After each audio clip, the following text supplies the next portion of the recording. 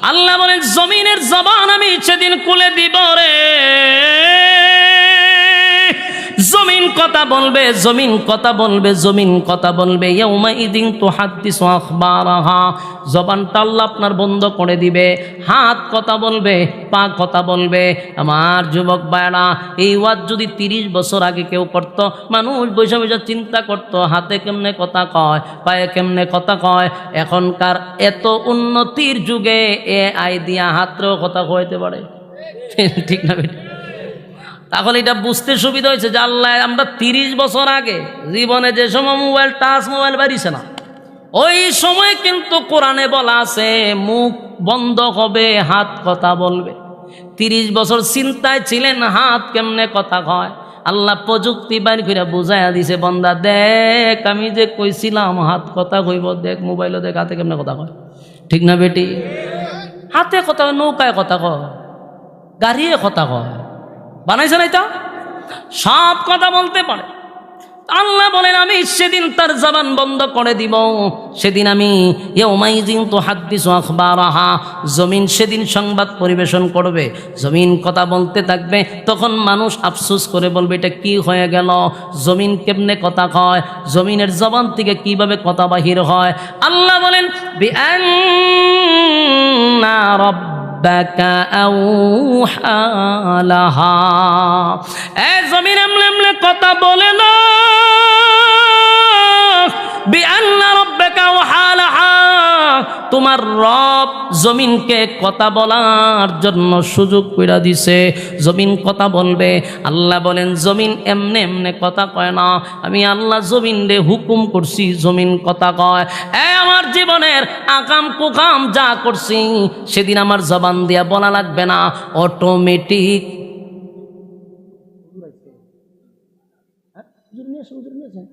সময় আল্লাহ রাব্বুল আলামিন বলেন জমিন কথা বলতে থাকবে, জমিন কথা বলতে থাকবে। কেন? জমিনকে আমি অর্ডার দিব কথা বলো, জমিন কথা বলবে। আমার যুবক ভাইরা, রাতের আধারে কোথায় আকাম করছেন, রাতের আধারে কারে খুন করছেন, রাতের আধারে কারে ঘুম করছেন, জমিন বইলা দিবে। আজকে যদিও একজনকে হত্যা করার পরে সেই খুনিকে আপনারা পান না, সেদিন জমিন বলবে আল্লাহ আমার সামনে দাঁড়ায়া ছিল, জমিন বলবে আল্লাহ আমার উপরে দাঁড়ায়া হত্যা করছিল। জমিন কথা বলতে থাকবে, জমিন কথা বলতে থাকবে। সেদিন আপনিও জমিনের কথা শুই না, হাত পার কথা শুই না, নিজ আশ্চর্য হবেন, আল্লাহ আমার বাঁচার কোনো উপায় নাই গো, বাঁচার কোনো উপায় নাই। আমার শরীরের অঙ্গ প্রত্যঙ্গ আমার বিরুদ্ধে সাক্ষী দেয়। ইযা যুলজিলাতিল আরদু জিলজালাহা وأخرجت الأرض أثقالها। আল্লাহ রাব্বুল আলামিন বলেন ইযা যুলজিলাতিল আরদু জিলজালাহা, জমিনের মধ্যে একটা জালজালা শুরু হবে, জমিনের মধ্যে জালজালা শুরু হবে। এই ইসরাফিল আলাইহিস সালাতু ওয়াস সালাম যখন বাঁশি বাজায়া দিবে, বাঁশিটা যখন বাজায়া দিবে, বিকট থেকে বিকট, বিকট থেকে বিকট হইতে থাকবে। যত সময় যাবে তত খালি আওয়াজ বাড়তে থাকবে। এমন একটা সময় হবে এই আওয়াজের তীব্রতা এতটা বাড়তে থাকবে মানুষ মাতালের মতো হয়ে যাবে। আর জমিনের মধ্যে ভূমিকম্পের মতো একটা অবস্থা শুরু হবে, জাকুনি, জাকুনির পর জাকুনি। এখনকার জাকুনি নয়, ওই জাকনি হইল মূল আসল জাকনি। আল্লাহ কোরআনে সূরার নামই রাখছে ভূমিকম্প। ইযা যুলজিলাতিল আরদু জিলজালাহা, আল্লাহ বলেন জমিনের মধ্যে জাকনি শুরু হবে, জমিনের মধ্যে কম্পন শুরু হবে, কম্পন শুরু হবে। এই কম্পনের কারণে আল্লাহ বলেন ওয়া আখরাজাতিল আরদু আসকালাহা, জাকনির কারণে জমিনের ভিতর থেকে যত দামি দামি দামি দামি সম্পদ আছে সব সম্পদগুলা জমিন বাহির করে দিবে, উগলায়া দিবে। কথা কি বুঝতেছেন আমার যুবক ভাইরা? এটার পিছে যায় না, মাইকটা একটু পিছে নেন তো, এইটার একটু পিছে নেন।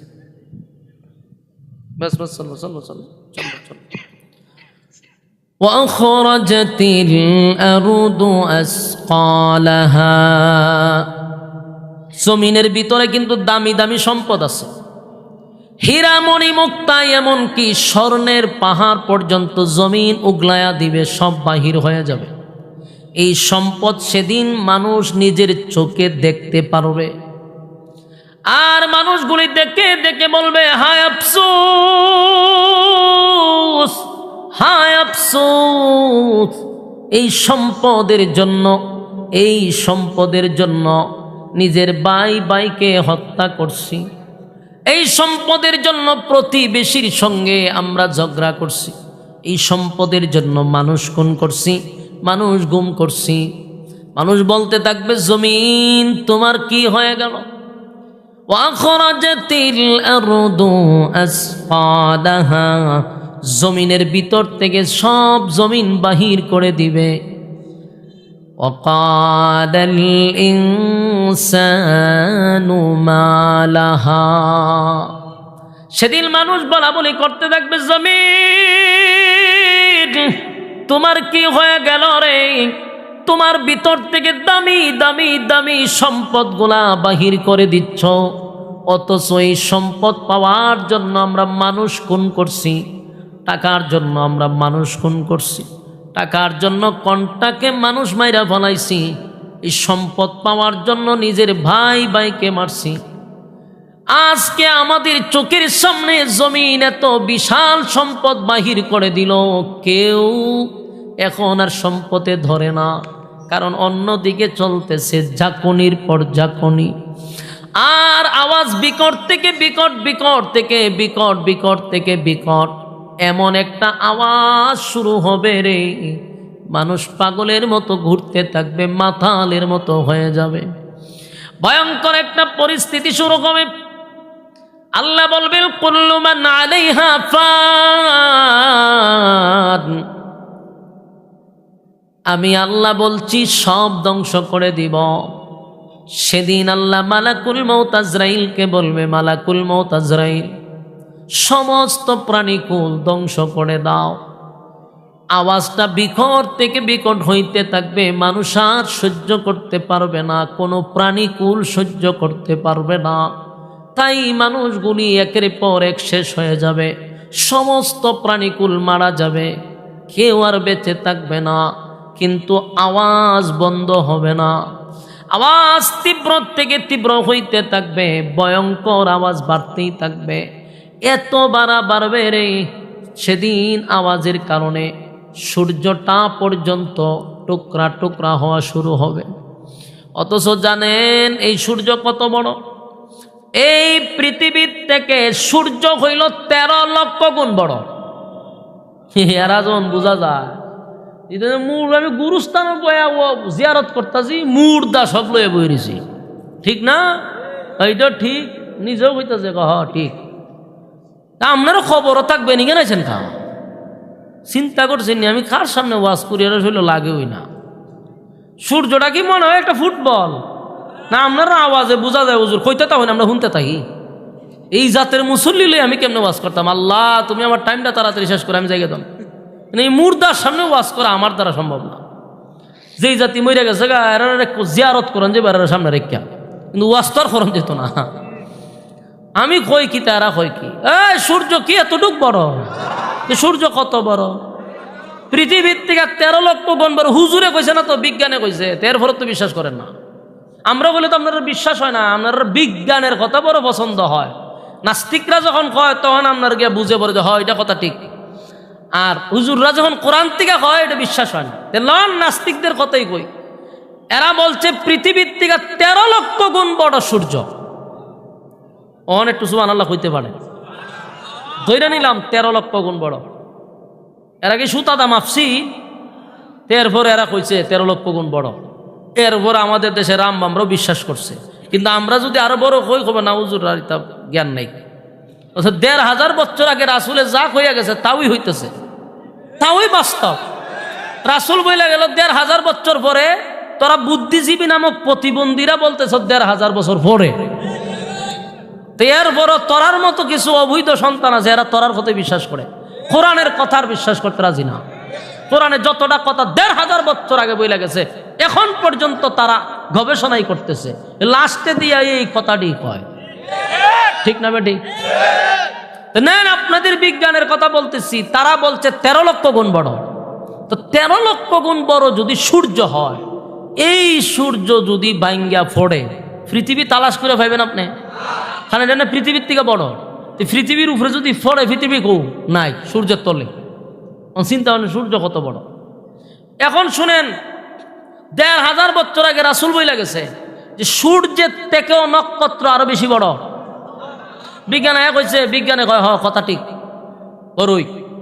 তো যেটা রাসূল বইলা গেছে এটা পরে দিয়ে কয় কথা ঠিক। সূর্যের থেকে আরো কোটি কোটি গুণ বড় হলে একটা তারকা। তারকা কতটা আছে পৃথিবীর কোন বুদ্ধিজীবীরা গণতে পারছে? তো বিজ্ঞান রে তোরা পারলে গণনা দেখা। রাসূল নিজে বলছে তারকার গণনা আল্লাহ ছাড়া কেউ জানে না। এটা ১,৫০০ বছর আগে আল্লাহ রাসূল বলে গেছে। তো ১,৫০০ বছর পরে ফাললে তারকার সংখ্যা গণনা দেখা। যেটা রাসূল কইছে গণনা করা সম্ভব না, পারলে তোরা গণনা দেখা। পারব? তারকার গণনা আল্লাহ ছাড়া কেউ জানে না। অথচ এক একটা তারকা সূর্যের থেকেও কোটি গুণ বড়। সুবহানাল্লাহ। ইসরাফিল আলাইহিস সালামকে আল্লাহ দায়িত্ব দিছে সিংহায় ফুঁক দেওয়ার জন্য। একটা বাঁশি আছে রে, বাঁশিটার মধ্যে ইসরাফিল ফু দিবে। ইসরাফিল এখনো কিন্তু সেই বাঁশি নিয়ে দাঁড়ায় আছে, কোটি কোটি বছর ধরে দাঁড়ায় আছে। যেদিন ইসরাফিলকে আল্লাহ বানাইলো সেদিন বাঁশিও তার মুখে লাগায়া দিল। শুধু একবার বাঁশিটা যে ইসরাফিল সরাইছিল, জীবনে একবার বাঁশি সরাইছে। আনালে এই যে লাগায় রাখছে খালি হুকুমের অপেক্ষায়, হুকুম দিব ফু মেরে দিব, কিন্তু একবার সিংহা সরাইছে। সুবহানাল্লাহ। একবার যে সিংহা সরাইছে, এটা হলো আমার নবীর কারণে। ওহন নিকেন সুবহানাল্লাহ আসিনি? নবী বলছে সরানোর জন্য, এই জন্য বলছে সরাইছে। রাসূল যখন মেরাজে যায়, প্রত্যেক আসমানে আসমানে নবীর আল্লাহ দেখাইছে এবং ফেরেশতাদের সঙ্গে কথা বলছে। প্রত্যেক ফেরেশতাদের সঙ্গে কথা হয়েছে, তো সবার সাথে কথা হয়েছে। কিন্তু ইসরাফিলের অফিসে যখন ঢুকছে, দেহে বিশাল এক সিঙ্গালের নাগার হয়েছে, চোখের ফাতিও দেয় না, লড়েও না, দাঁড়াই রয়েছে। জিগাইল জিব্রাইল, উনি কে? উনি হলো ইসরাফিল আলাইহিস সালাতু ওয়াস সালাম। আল্লাহ রাসূল সালাম দিছে, একবার দুইবার তিনবার সালাম দিছে, উত্তরও দেয় না, চোখের পলকও ফালায় না। আল্লাহ রাসূল চিন্তা করে লোক, আমি সালাম দিলাম, আমার সালামের উত্তর দেয় না। রাসূল বুঝছে যে ঘটনাটা কি। কারণ ইসরাফিল যে সিংহে ফু লাগায় রাখছে, এখন যদি এটা হরাইয়া সালামের উত্তর দেয়, আর এর ভিতরে যদি আল্লাহ কয় ফু মার, তাহলে তো দেরি হয়ে যাবো গা। হুকুম পালন করতে গিয়া দেরি হবে, এটা তো সম্ভব না।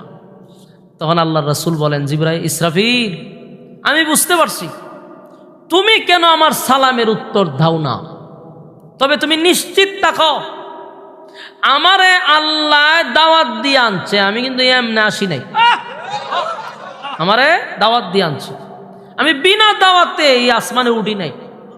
আল্লাহ আমারে দাওয়াত দিয়া আইনা আর তোমারে হবে বাসিত ফু দাও, এটা সম্ভব না। সুবহান। তুমি নিশ্চিন্তে আমার সালামের উত্তর দিতে পারো। সুবহান। ইসরাফিল আলাইহিস সালাতু ওয়াস সালাম তখন সিংহা সরাইলেন, সরাইয়া নবীর সালামের উত্তর দিয়া বলেন, হুজুর প্রথম সালাম দিছেন, আমি আপনার সালামের উত্তর শুনছি এবং সালামের উত্তর শোনার পরে সাহস পাই না গো আপনার সালামের উত্তর দেওয়ার। কারণ আমার মালিক যেদিন আমারে বানাইছে সেদিনই আমার এই মুখের মধ্যে সিংহা লাগায়া দিস। আর আল্লাহ বলছে, ইসরাফিল শুধু হুকুমের অপেক্ষায় দাঁড়ায়া থাকবা, আমি হুকুম দিলে একটা সেকেন্ডও যেন দিনই না হয়। নবীর সালামের উত্তর দিছে, কথাবার্তা কইয়া আবার সিংহা লাগায় খার রয়েছে। সুবহানাল্লাহ। আল্লাহর নবী বলেন, সেদিন আমি দেখলাম ইসরাফিল যে কত বড়, আমি তার পূর্ণ সুরত দেখতে পারছি, এত বিশাল এত বিশাল। ইসরাফিলের মাথাটা হলো 7 আসমানের উপরে, এত বিশাল। যেই সিংহা মুখে লাগায় রাখছে, মুখটা কত বড়, সুবহানাল্লাহ। সিংহা কত বড়, সুবহানাল্লাহ। তো আল্লাহ বলেন সেদিন আমি হুকুম দিব, ইসরাফিল সিংহায় বাঁশি বাজায়া দিবে, আর জমিনের মধ্যে জালজালা শুরু হয়ে যাবে। এই জন্য আল্লাহ বলেন ইজা زلزلت الأرض زلزالها وأخرجت الأرض أثقالها وقال الإنسان ما لها আল্লাহ বলেন জমিনের মধ্যে জালজালা শুরু হবে রে, ভয়ঙ্কর একটা পরিস্থিতি শুরু হবে। আল্লাহ কয় সমস্ত প্রাণীকুল শেষ হবে, কুল্লু মান আলাইহা ফান, সব ধ্বংস হবে। যিনি থাকবেন ওয়ায়াবকা ওয়াজহু রাব্বিকা যুল জালালি ওয়াল ইকরাম। বলুন যিনি থাকবেন তিনি কে? আল্লাহ ডাক দেয়া বলে মালাকুল মাউত আজরাইল, সমস্ত প্রাণীকুল ধ্বংস করে দে, সব প্রাণীকুল ধ্বংস করে দিবে। এবার আল্লাহ বলবে আর কে বাকি আছে? বলে আল্লাহ আর বাকি বলতে ফেরেশতা কুল আছে। আল্লাহ কয় 4 জন ফেরেশতা বাদে সব ফেরেশতা কুল ধ্বংস করে দে। এবার বাকি রইল 60 জন, সমস্ত ফেরেশতা কুল ধ্বংস হয়ে গেছে 4 জনের মধ্যে। এবার আল্লাহ বলেন এ আজরাইল বল আর কে বাকি আছে রে? মালিক আমরা 4 জন বাকি আছি, জিবরাইল মিকাইল ইসরাফিল আমি আজরাইল। আল্লাহ কয় তুই বাদে বাকি 3 জনরে ধ্বংস করে দে।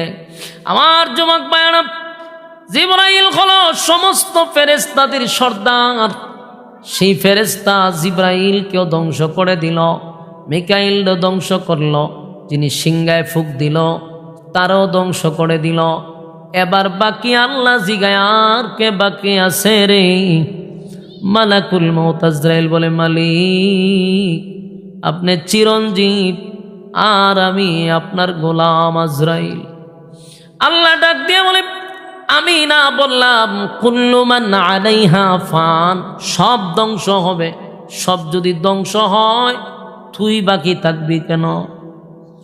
যেই সময় আল্লাহ আজরাইল এই কথাটা বলছে রে, আজরাইল চিৎকার দেওয়া শুরু করছে, কাঁপুনি শুরু হয়ে গেছে। আল্লাহর নবী বলেন পৃথিবীর মানুষ যদি তখন বেঁচে থাকতো আর আজরাইলের চিৎকার যদি শুনতো, মানুষ আজরাইলের চিৎকার শুনেই মানুষ মারা যাইত। কথা কি বুঝতেছেন? আজরাইল ডাক দিয়ে বলে মালিক আপনি কি আমারও শেষ করে দিবেন? আল্লাহ কয় কুল্লু মান আলাইহা ফান, সব ধ্বংস হবে তুই থাকবি কেন? আজরাইল চিৎকার শুরু করছে, এমন ভাবে কাঁপুনি শুরু করছে, আল্লাহ আমি যদি জানতাম আপনি আমারও ধ্বংস করে দিবেন তাহলে এতগুলা মানুষকে আমি ধ্বংস করার দায়িত্ব নিতাম না। আল্লাহ কয় তোরে আমি ধ্বংস করে দিব। আজরাইল জিগায় মালিক আমারে কে ধ্বংস করবে? আল্লাহ কয় আমার হুকুম তোরে ধ্বংস করে দিবে। আল্লাহ কয় ধর, ধ্বংস হয়ে যা। ধ্বংস হয়ে গেছে, এবার আর কেউ নাই, কেউ নাই। আল্লাহ তখন কয় ওয়ায়াবকা ওয়াজহু রাব্বিকা যুল জালালি ওয়াল ইকরাম, যিনি থাকবেন বলুন তিনি কে? আমার যুবক ভাইয়েরা, এই পৃথিবী থাকবে না এটা আমরাও জানি, আমরাও বুঝি, কারণ এই পৃথিবীটা অনেকটাই বৃদ্ধ হয়ে গেছে। আমরা একেবারে পৃথিবীর শেষ পর্যায়ে চলে আসছি, পৃথিবী অনেকটাই বৃদ্ধ হয়ে গেছে।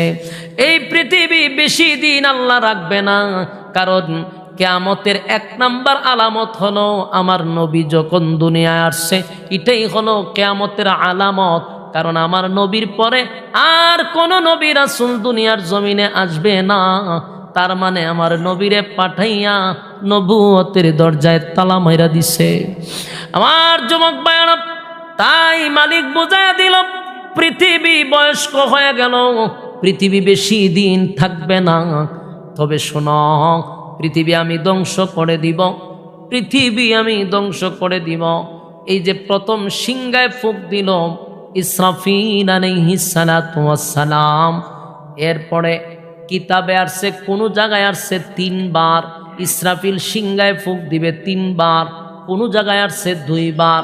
ধরে নিলাম 2 বার যদি ফুঁক দেয়, প্রথমবার সিংহায় ফুঁক দেওয়ার পরে সব ধ্বংস হয়ে যাওয়ার পরে ইসরাফিলকেও আল্লাহ ধ্বংস করে দিছে। এই প্রথম সিংহা আর দ্বিতীয় সিংহার মাঝখানে বিশাল বড় একটা গ্যাপ থাকবে।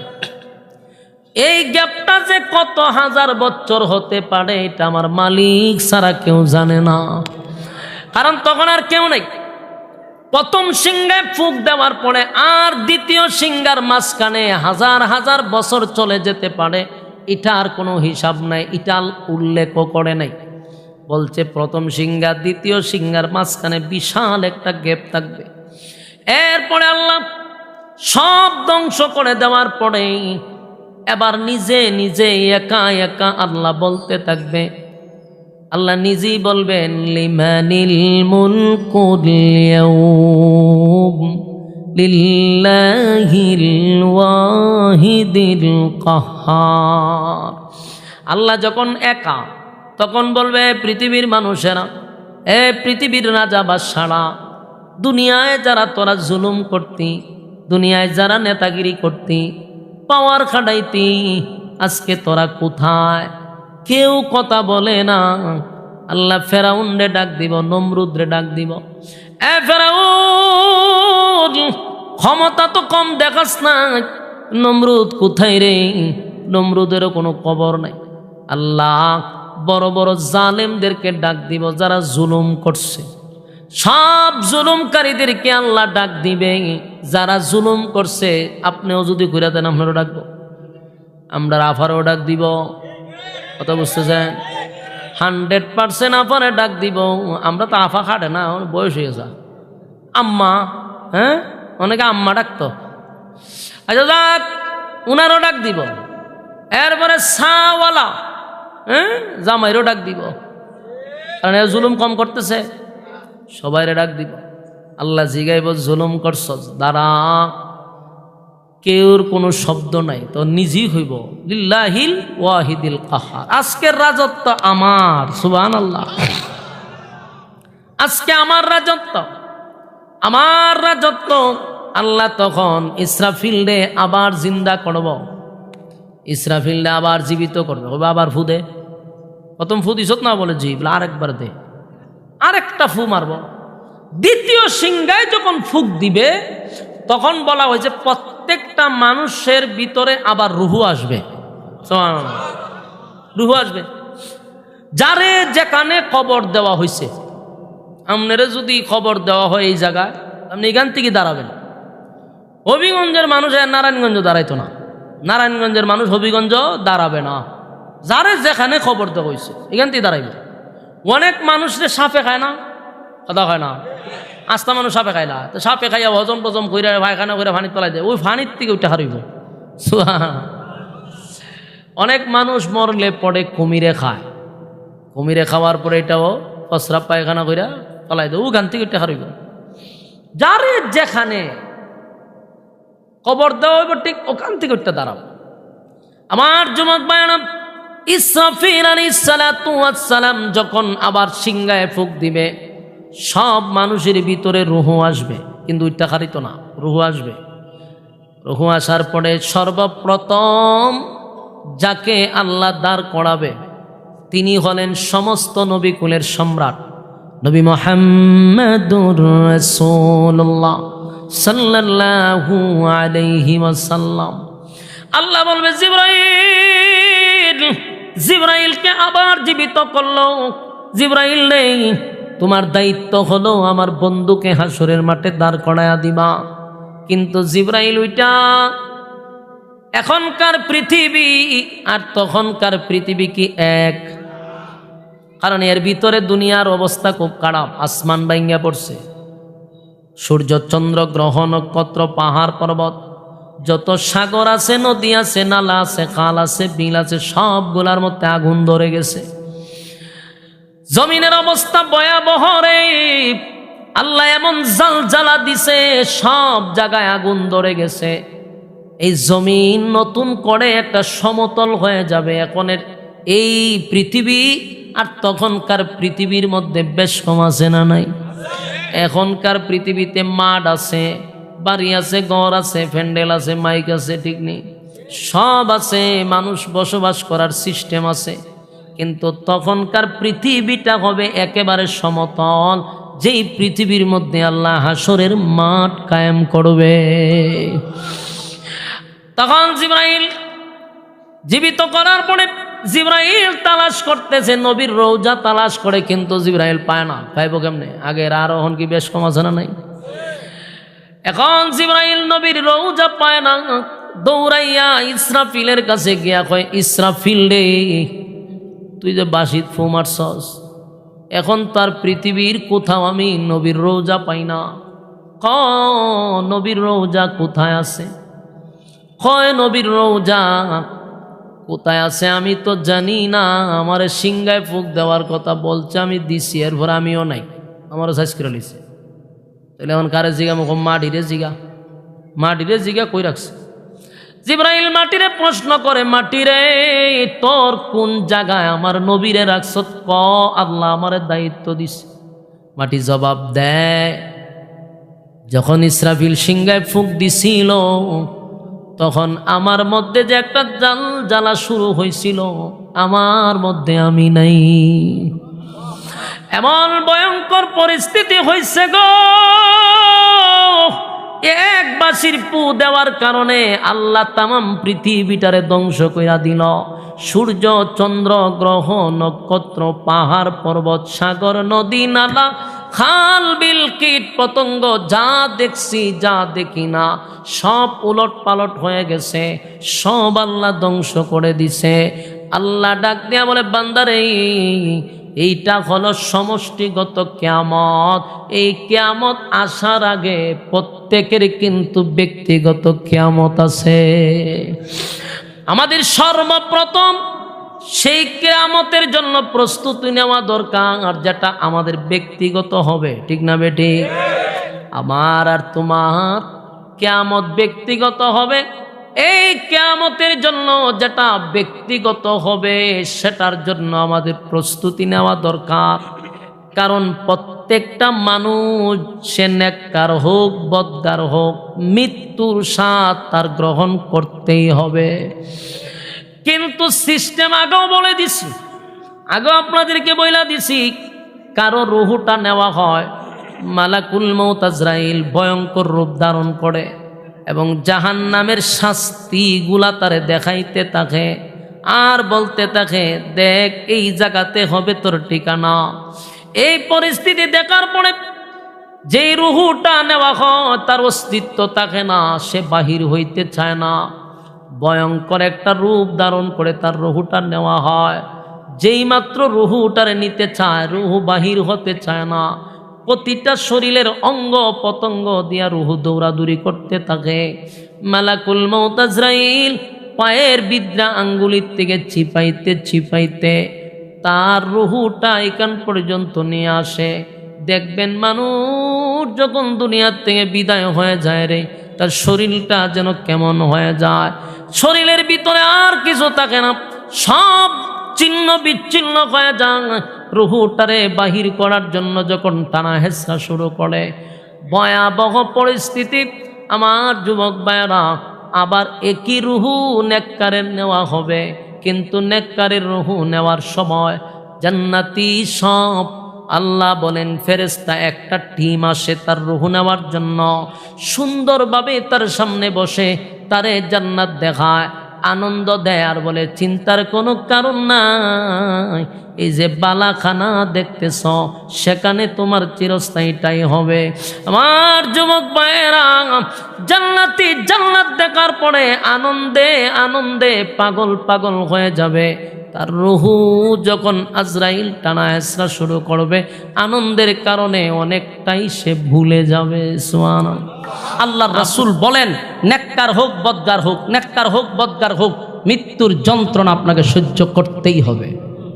আচ্ছা বলুন তো দেখি, আল্লাহর পরে সম্মান কার? আল্লাহর পরে যার সম্মান নবী মুহাম্মদুর রাসূলুল্লাহ সাল্লাল্লাহু আলাইহি সাল্লাম। আল্লাহর রাসূলকে যখন রূহ নিতে আসছে, মালাকুল মউত আজরাইল এসে বসছে। পৃথিবীতে শুধু মালাকুল মউত আজরাইল একবার অনুমতি নিয়ে ঢুকছে, এটা হলো আমার নবীর ক্ষেত্রে। সুবহানাল্লাহ, একবারই ঢুকছে অনুমতি নিয়ে। আল্লাহর হাবিব যখন একেবারে বিছনায় শায়িত, উঠতে পারে না, বসতে পারে না, নবীর বুকে ব্যথা, প্রচণ্ড ব্যথা, উঠতে পারে না। 2-3বার চেষ্টা করছে জামাতে শরীক হওয়ার জন্য, নবী বারবার বেহুশ হয়ে যায়। মালাকুল মউত আজরাইল তখন নবীর সামনে বসা। আল্লাহর নবী বলেন, জিবরাইল রে, পাশে কে বসা? বলে, হুজুর মালাকুল মউত আজরাইল। নবী বুঝতে পারছে আমারে নেওয়ার জন্যই আসছে। এবার মালাকুল মউত আজরাইল বলেন, হুজুর আমার আল্লাহ ঘোষণা দিয়া দিছে, আপনি চাইলে থাকতে পারবেন, আবার আপনি চাইলে চলে যেতে পারবেন। দুটার স্বাধীনতা আপনাকে আল্লাহ দিছে। কিন্তু আমার নবী বলেন, না, আমি আমার মালিকের সাথে সাক্ষাৎটাই খুব বেশি চাই। তো রূহ নিব যে এত ভদ্রতার সাথে, এত নম্রতার সাথে কি আর কারো রূহ নেওয়া হয়েছে? আজরাইল রাখছে নবীর বুকে, সিনার উপরে হাত রাখছে। আল্লাহর রাসূল জিগায় মালাকুল মউত আজরাইল, আমার বুকের উপরে কি রাখছো? আমার হাত রাখছি। রাসূল বলেন, আমি বুঝতেছি উহুদ পাহাড়টা আমার বুকের উপরে রেখে দিচ্ছি। এখান থেকে আপনি কি বুঝলেন? যে নেককার হোক বদকার হোক, নেককার হোক বদকার হোক, মৃত্যুর যন্ত্রণার থেকে বাঁচার কোনো সুযোগ নাই। কথা বুঝতেছেন? আম্মা জান আয়েশা বলেন, রাসূলের প্রতিটা পশমের গুড়ার থেকে ঘাম মুবারক বাহির হয়ে গেছে। রাসূল এইভাবে হাত একবার সোজা করে, একবার এইভাবে নেয়, পাগুলি একবার সোজা করে, একবার এইভাবে ব্যাখ্যা করে। তখন বুঝতে পারলাম যে আল্লাহর রাসূলের প্রতিটা পশম থেকে যেহেতু ঘাম মুবারক বাহির হয়ে গেছে, নবী কতটা কষ্ট পাইছে সেদিন রূহ নেওয়ার সময়। কথা বুঝতেছেন? আমার যুবক ভাইরা, পৃথিবীতে আর কোনোদিন কারো রূহ নেওয়ার জন্য মালাকুল মউত আজরাইল আর অনুমতি চাইবে না। শুধুমাত্র কেবলমাত্র হাবিবে কিবরিয়ার রূহ নেওয়ার জন্য অনুমতি চাইল রে।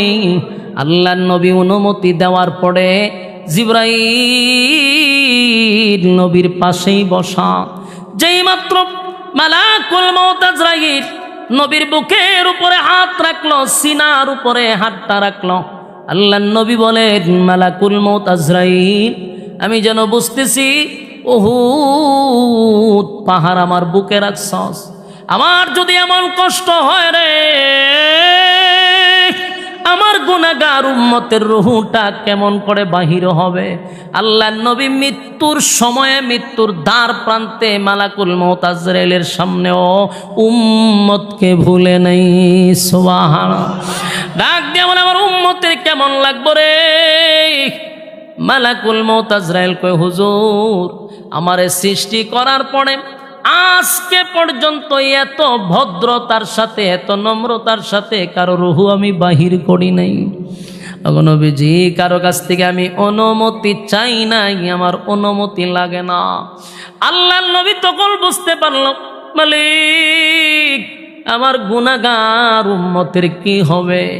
আল্লাহর নবী জানায়া দিলেন, উম্মতেরা রে, যখনই তোমার সামনে মালাকুল মউত আসবে, যদি নেককার হও তাহলে কষ্ট হবে। এই জন্য আল্লাহ জান্নাতের বালাখানা ওই লোকের সামনে তুলে ধরবে। সুবহান। জান্নাতের বালাখানা দেখার পরে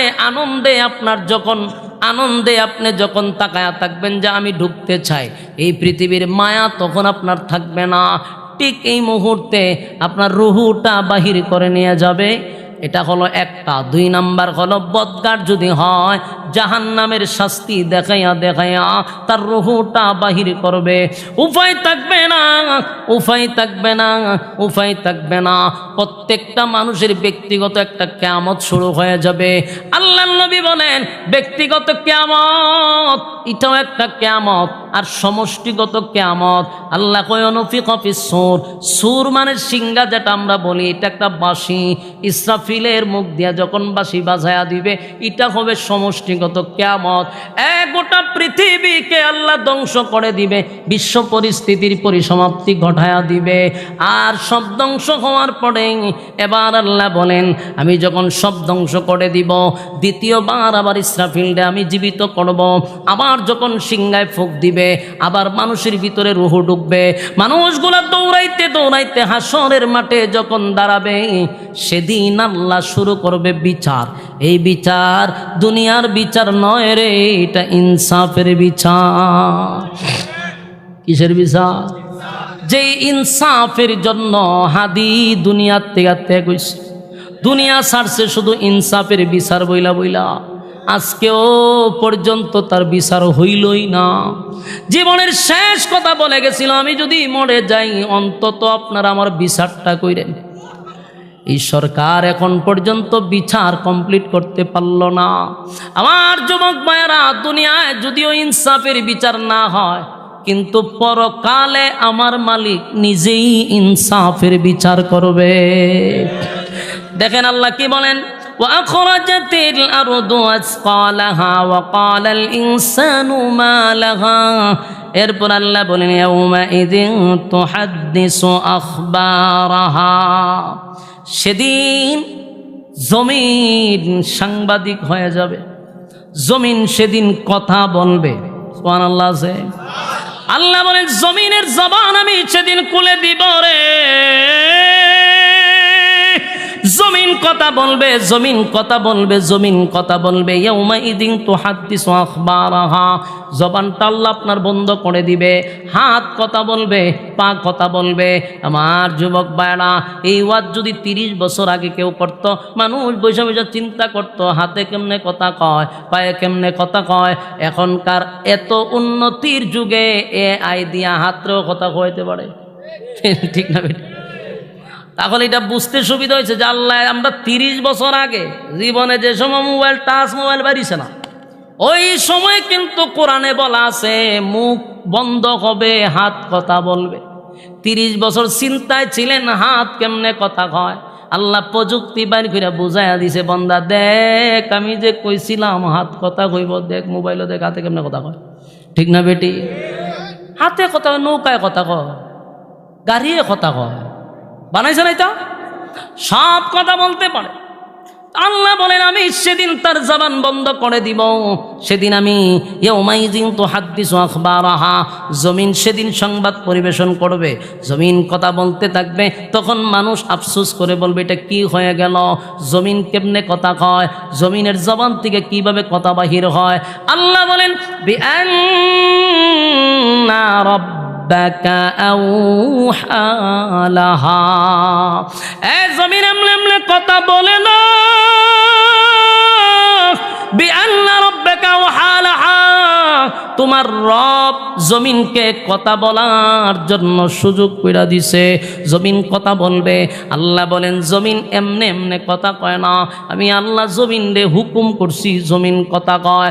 আমার জীবনের আকাম কুকাম যা করছি, সেদিন আমার জবান দিয়া বলা লাগবে না, অটোমেটিক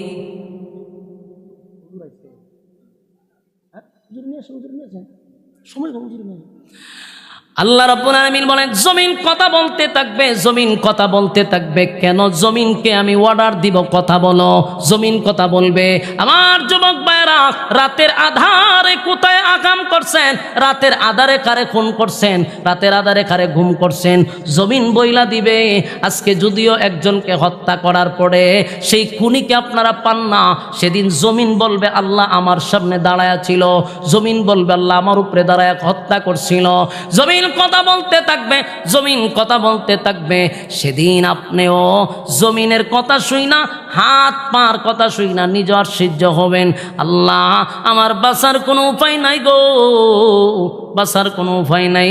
আমার শরীরের অঙ্গ প্রত্যঙ্গ আমার বিরুদ্ধে সাক্ষী দেয়। এটা হবে ইনসাফের বিচার। সেদিন কোনো দালাল থাকবে না, উকিল দিয়ে আপনি মামলা লড়ার জন্য টাকা দিয়া নির্দোষ মানুষটারে দোষী বানায়া দেয়, দোষী মানুষটাকে নির্দোষ বানায়া জেল থেকে ছাইরা দেয়, ছাড়ার পরে আবার এসে মানুষ খুন করে। বাস্তব না বাস্তব? সব টাকার খেলা, টাকার খেলা, টাকার খেলা। টাকা দিয়া মানুষ গুম করে, টাকা দিয়া হত্যা করে, টাকা দিয়া নির্দোষ মানুষ দোষী হয়, দোষী মানুষ নির্দোষ হয়। সেদিন কোনো উকিল থাকবে না, সেদিন অঙ্গ প্রত্যঙ্গ জবাব দিবে, মালিক আমার জমিনে দাঁড়াইয়া আপনার নিয়ামত খাইয়া আপনার গোলাম আপনার নাফরমানি করছে, উপায় থাকবে না।